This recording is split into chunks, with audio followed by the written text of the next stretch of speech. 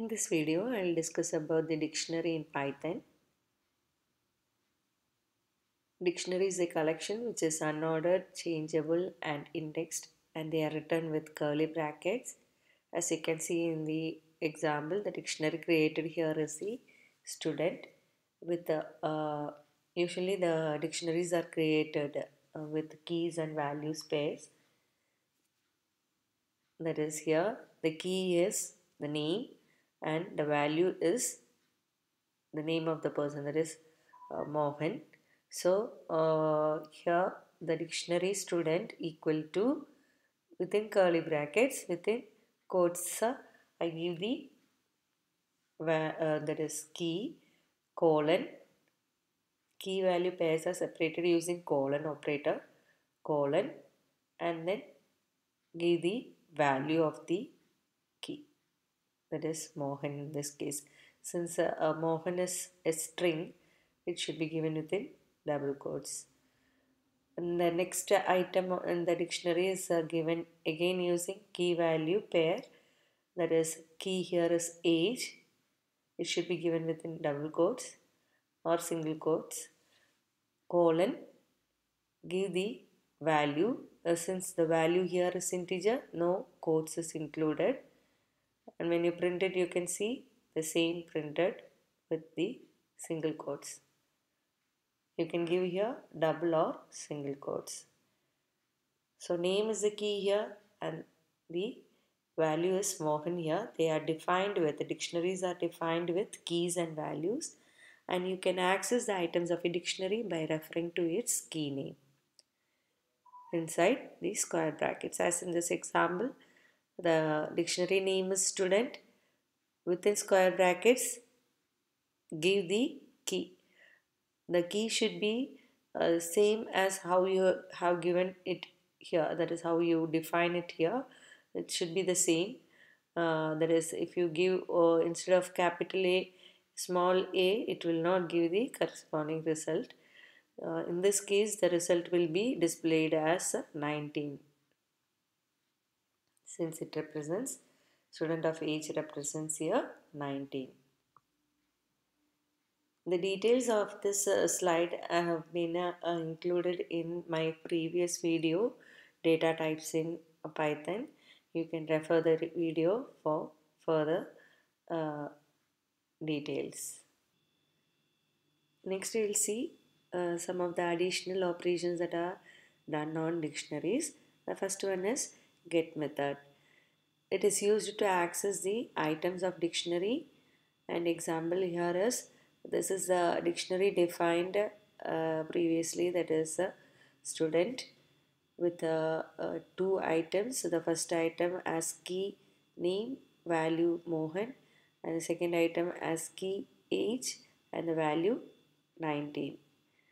And you can access the items of dictionary using this method also, that is as we saw in the previous slide, student of age will give the result as 90. The same can also be done using the get method. Student dot get, within brackets you give the key. Key here is, I have used here name, so it displays the result, the value corresponding to the key name is Mohan, so it displays Mohan. When I use in the next example, student dot get of the key as age, it displays the value as 19. So either method can be used to access the items of dictionary. Either you can use get or you can use the square brackets to access its values. Next, how to change the values of a specific item. This can be done by referring to the key name. You can change the value of a specific item by referring to its key name. For example, the same example is taken here, and in order to change the value, I specify the dictionary name and the key equal to the new value. Here the name key has been already used in this dictionary. Now I am going to change the value corresponding to name, that is Mohan, as another name. Okay, so that is instead of Mohan it has to be changed as Rahim. That can be done using student within square brackets, just the key name equal to the new value. When you give that, you can see the dictionary items have been changed, that is name is key and the corresponding value is changed as Rahim. Okay. Next is to find the number of items in a dictionary, that is done using the function len. Okay, that is length of dictionary can be found using the len function. Example, student which we created earlier, the len of the dictionary name will give you the number of items in the dictionary. Since we have 2 items, it displays the result as 2.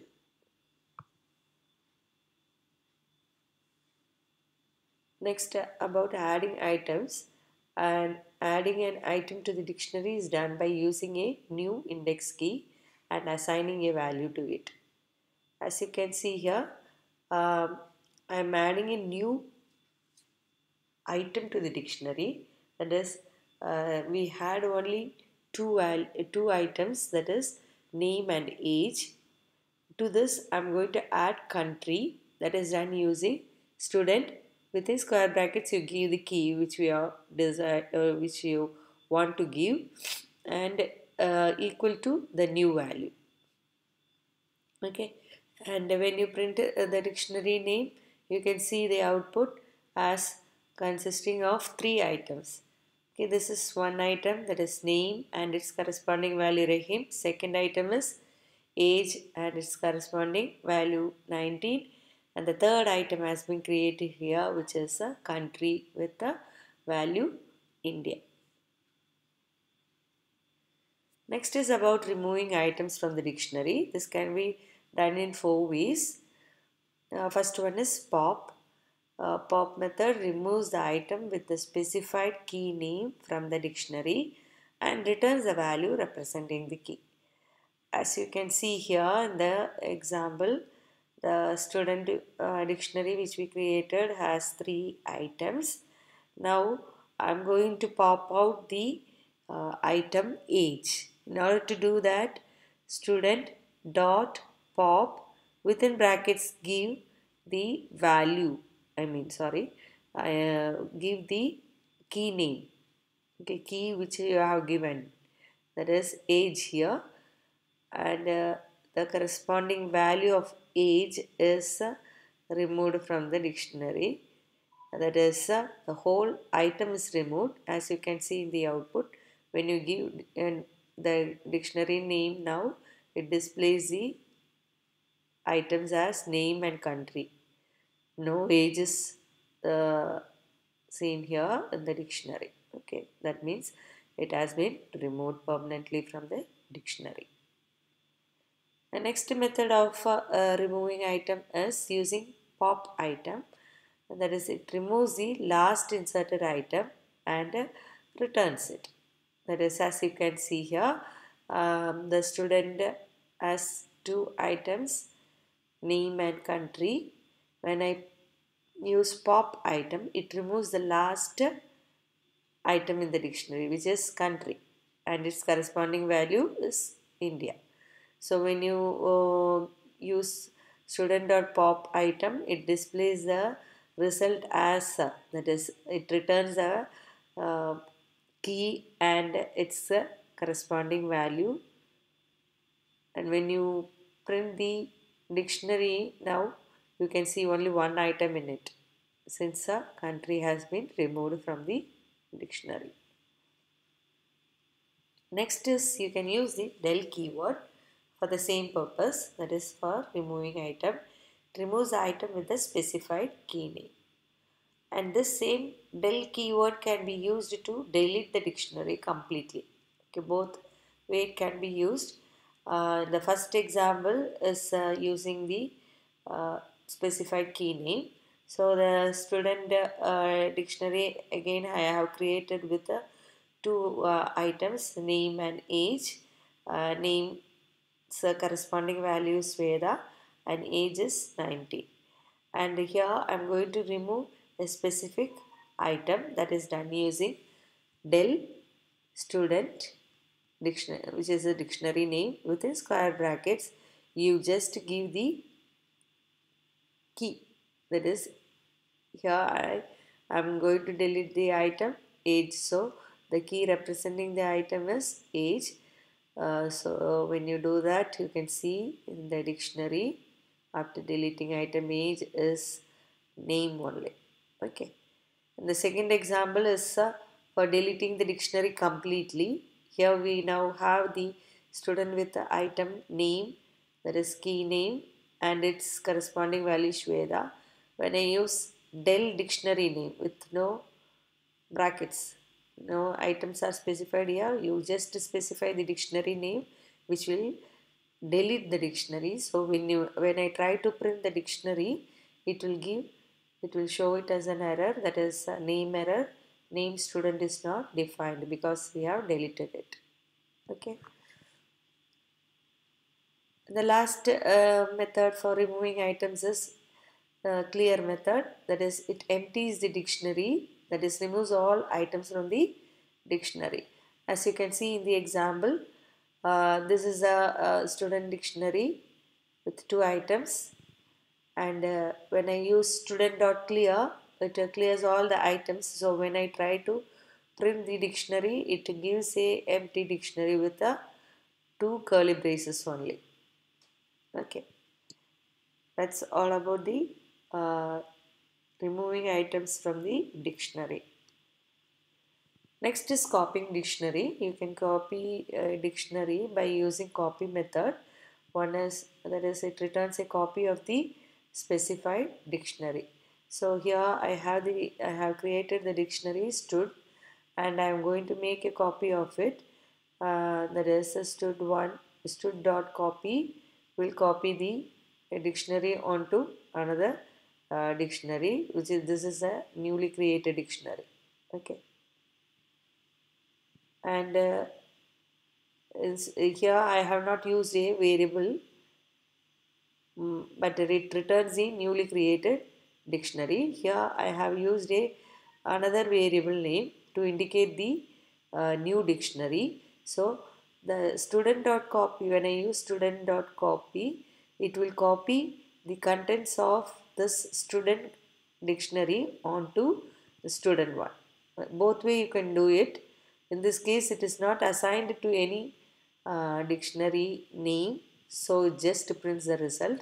Whereas in this case, I have assigned it to a dictionary, another dictionary name. So when I use stud1, it will print the same contents of stud, as you can see. So both stud and stud1 has the same contents now. This is another way of copying a dictionary, that is using the built-in function dict. You can do this. This is a function, dict is a function, whereas the previous one was a method. Okay. When you use methods, you have to use the dictionary name dot method name. Whereas when you use functions, you have to give within brackets the dictionary name. That is the difference between function and a method.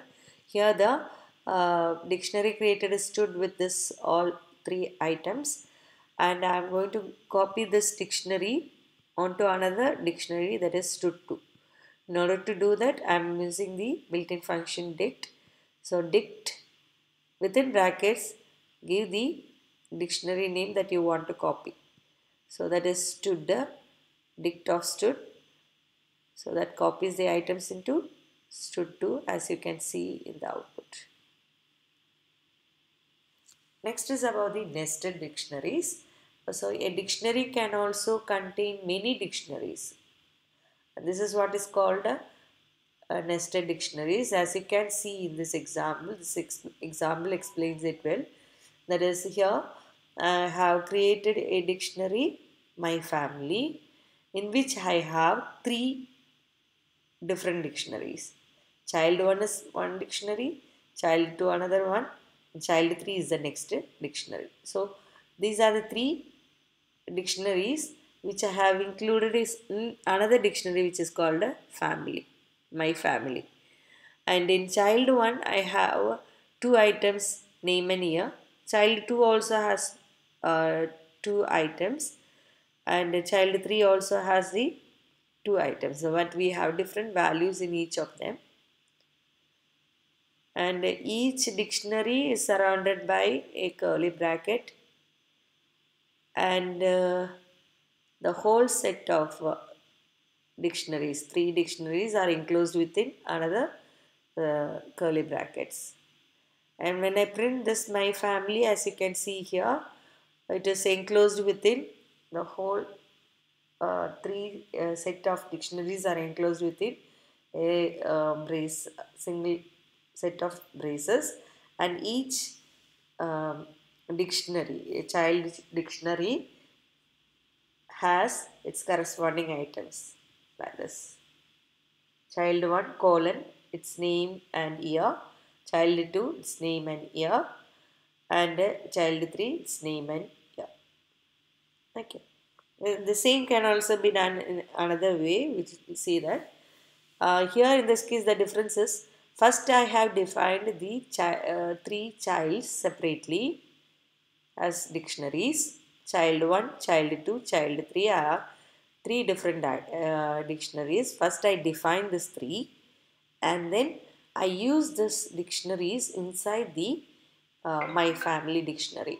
My family equal to, I give the brace indicating the dictionary, and then give the, this is the key here, child 1 is the key here, and give the dictionary name, that is the child 1. Okay, either way you can create the nested dictionaries. This is much simpler to understand and write also.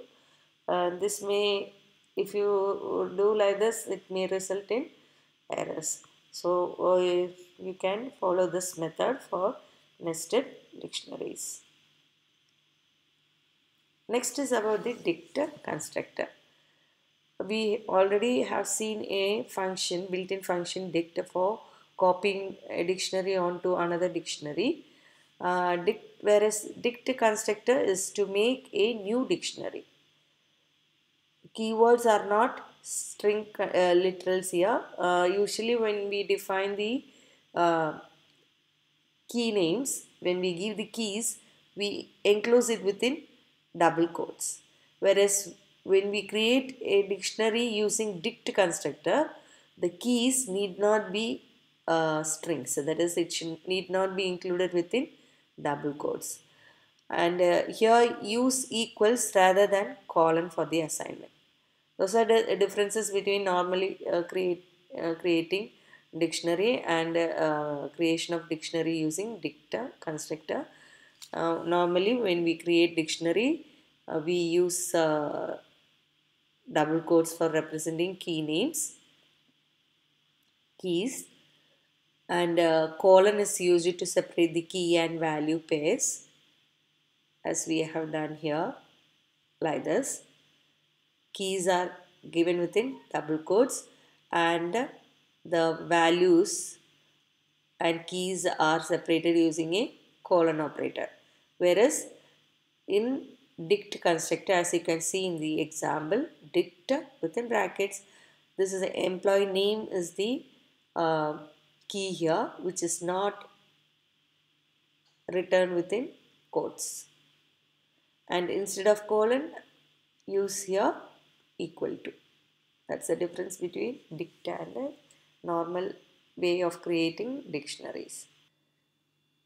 Next is to check if a key exists. To determine if a key is present or not in a dictionary, use in or not in operators. This have been explained using three examples. First, I have created a dictionary which is new dict, which has values, that is items, employee name with its value as Shankar, employees with its value as Kerala, and I check here for the key employee name. Employee name in new dict, since this particular key is there in the dictionary, it will reply with a true. Again, this in or not in can be used with if statement.